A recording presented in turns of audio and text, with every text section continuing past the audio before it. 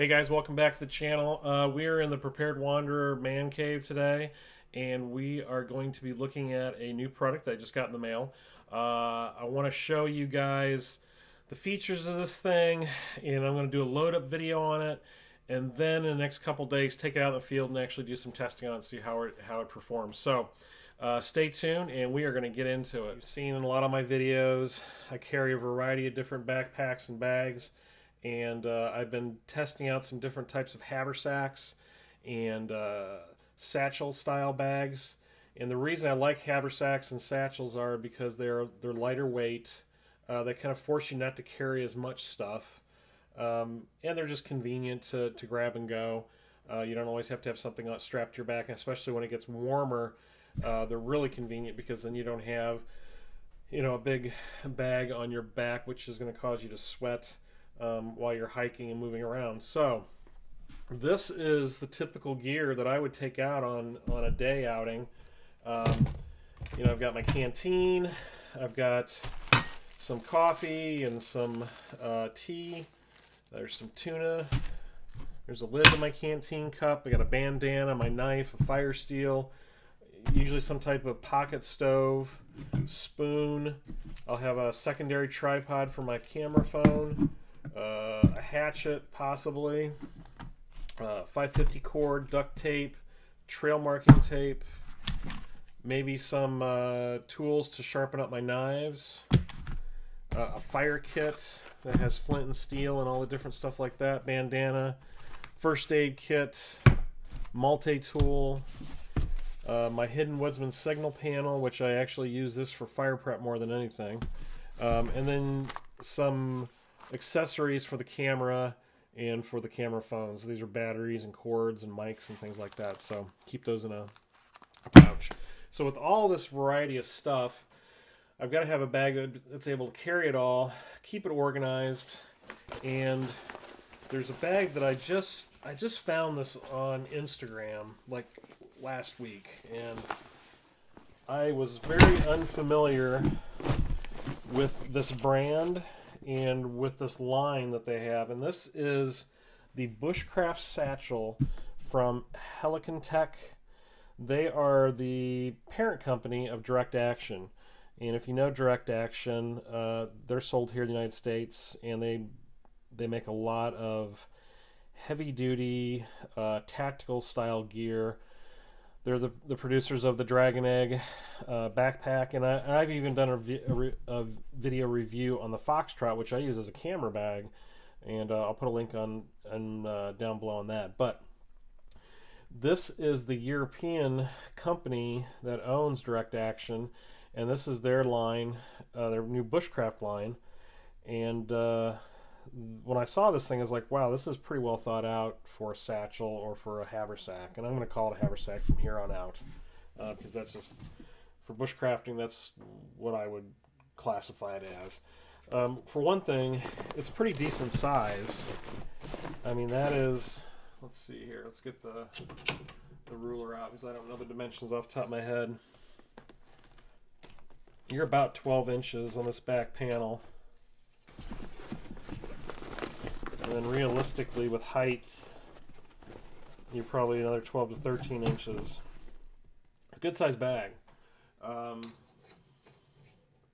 what makes this bag so unique is just how they've kind of went against the traditional flap over haversack, and they went to a full double YKK zipper on the top that opens up into this enormous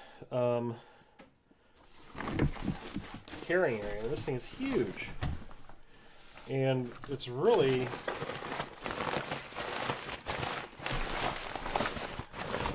kind of well thought out as far as an interior layout, because it comes with a large mesh pocket, so this would be nice for storing quick grab-to-go items that are lightweight. And then it's got these side pockets with elastic, which, let's see here, they're supposed to fit a canteen and a canteen cup, and they do, easily. And there's two of those, so you can carry 2 canteens or 2 Nalgene's, whatever. So that's one thing that puts it above some of the haversacks I've messed with, because now you can carry actually a couple of water bottles. But the other unique feature are these side panels. And this is kind of where it gets into being very bushcraft specific. So we have traditional MOLLE right here, add a pouch. So like I could put my multi-tool pouch right there.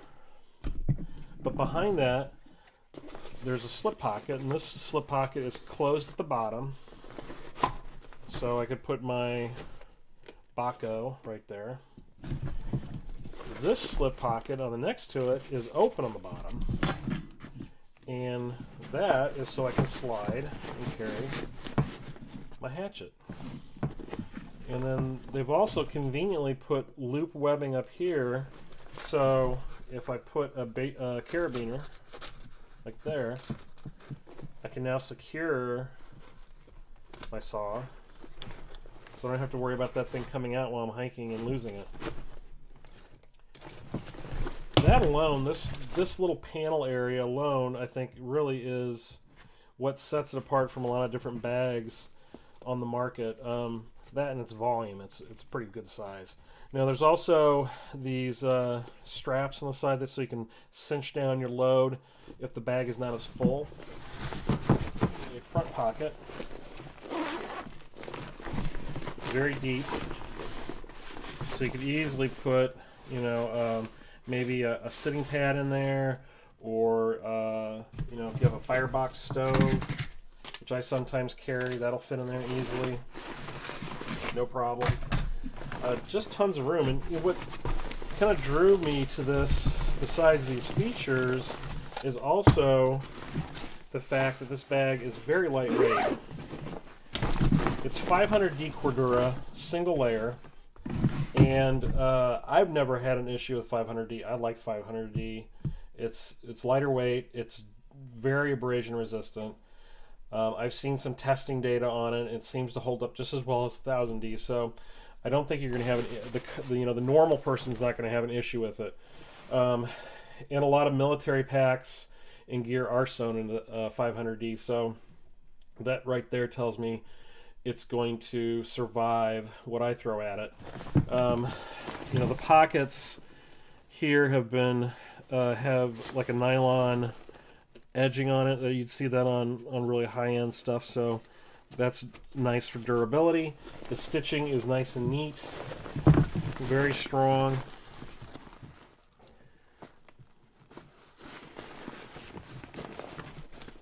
Of course, this 500D is coated for water resistance, YKK zippers, and since it's 500D, this thing is super flexible and lightweight. And actually, when I got this, it came in this bag. So what they did is they just rolled this thing up.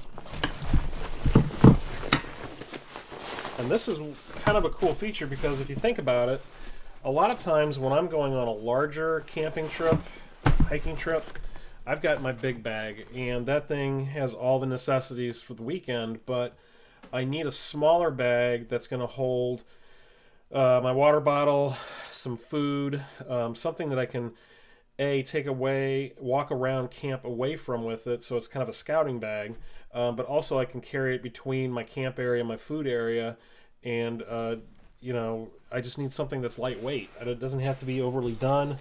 It doesn't need to be huge. It just needs to be able to hold the essentials, because those are the things that I'm going to be getting into and using all weekend long. And you know, you put this rolled up in the top of your backpack, and then when you get to camp, unroll it, fill it up with the stuff that you brought, and now you've got a nice little go bag that you can walk around and hike with, do some foraging with. You know, it's definitely big enough that you can do some foraging. Put some natural materials down in there. You're not going to worry about its durability, because it's designed for bushcrafting and being in the woods. So, with all that said, let's take this thing and just load it up and see how I can arrange it and how much stuff I can put into this thing. Alright, so the first thing I would do is definitely going to put my canteen in here. we saw that that fits easily.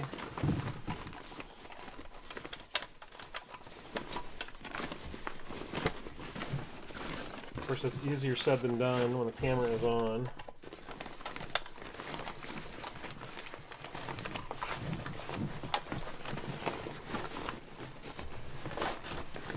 Alright. So now that'll allow that to stand up with the canteen inside of it. Now I gotta figure out where to put all my stuff. We're gonna load it up with the Vargo stove. We'll do that in the front pocket. I'll also put my lid and my spoon in there. My bandana. This back mesh pocket.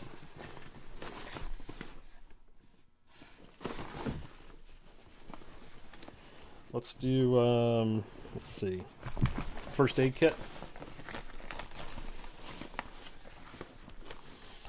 And some cordage.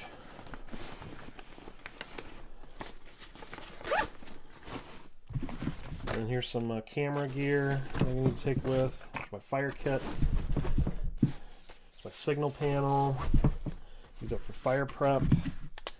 We'll load up my field sharpening kit that I take with me. And this extra elastic pocket, I'm going to stick my fire steel. And let's see, put my tripod in there. On the outside of this, I'll go ahead and put the Baco, the hatchets. I wonder if my knife will fit. That knife won't because I've got the fire steel loop, but if I was to take my Morikans bowl, that'll fit in there pretty nicely. Okay, still tons of room.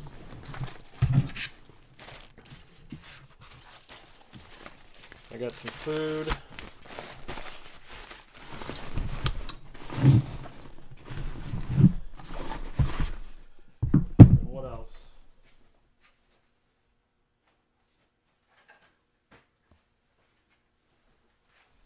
Of course, some gloves.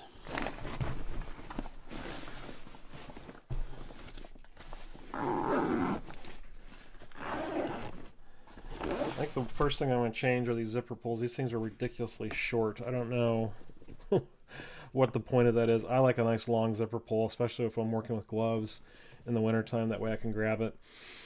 I mean, it's nice what they did. It's actually 550 cord that's been gutted, and it has heat shrink tubing on it. But they're just too short, so those need to be changed out immediately. Another thing that I think I can throw on in this bag is probably a sitting pad and maybe a ground tarp. Here's a tarp too. It's a sill nylon tarp. There's a ground cloth. There's a closed cell foam that I use as a kneeling pad or sit pad.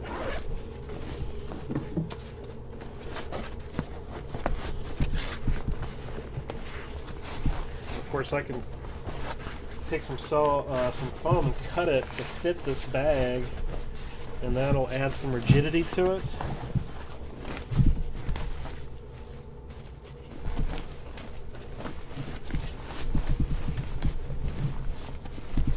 Oh, my furnace just kicked on.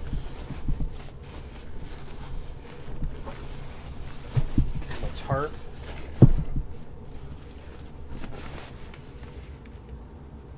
There we go, everything's in there. And of course, throw the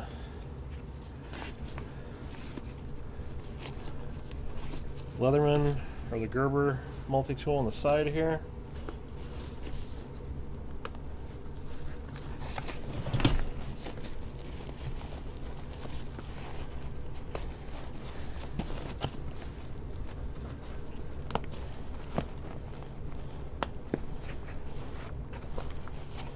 I'm not threading this through, I'm just putting on this real quick so you guys can see it. That's a Condor multi-purpose sheath Coyote, and matches this Coyote pretty well. As far as color options with this bag, it comes in a dark gray. This is the Coyote. It also comes in what they call OD green, which is kind of standard, and then they have a thing called adaptive green, which I haven't seen it in person, but from the photos, adaptive green kind of looks like Ranger green, so I'm gonna probably say that's probably its closest approximation is Ranger.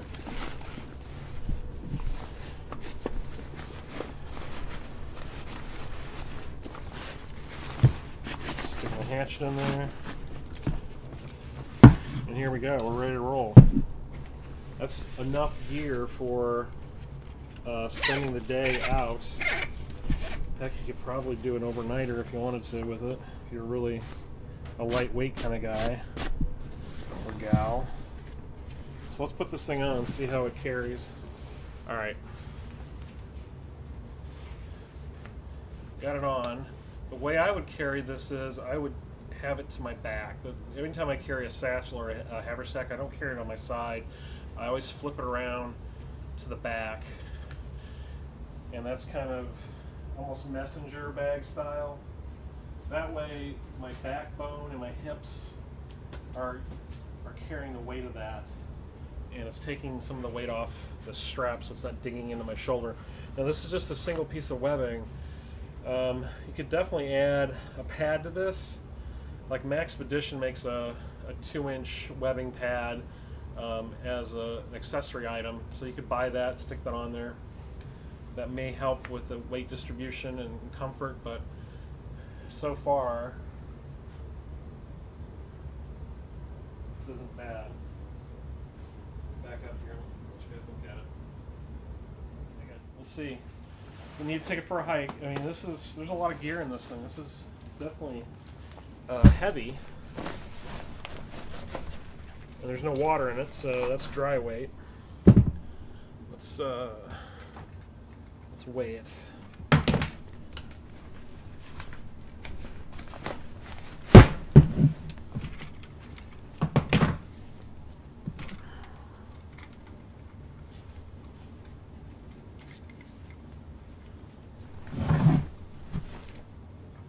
So it's at it's almost at 11 pounds of gear and bag. 11 pounds dry weight with everything I put in there.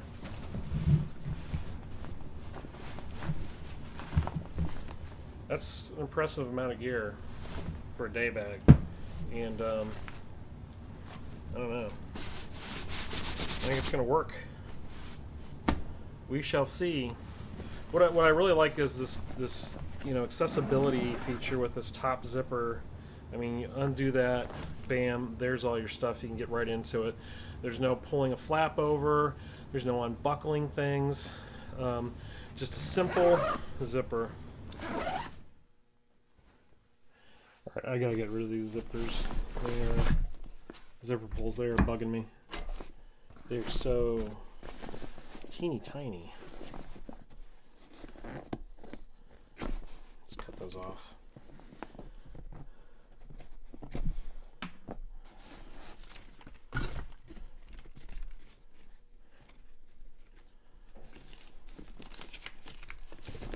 Move the tag here. Genuine Cordura fabric.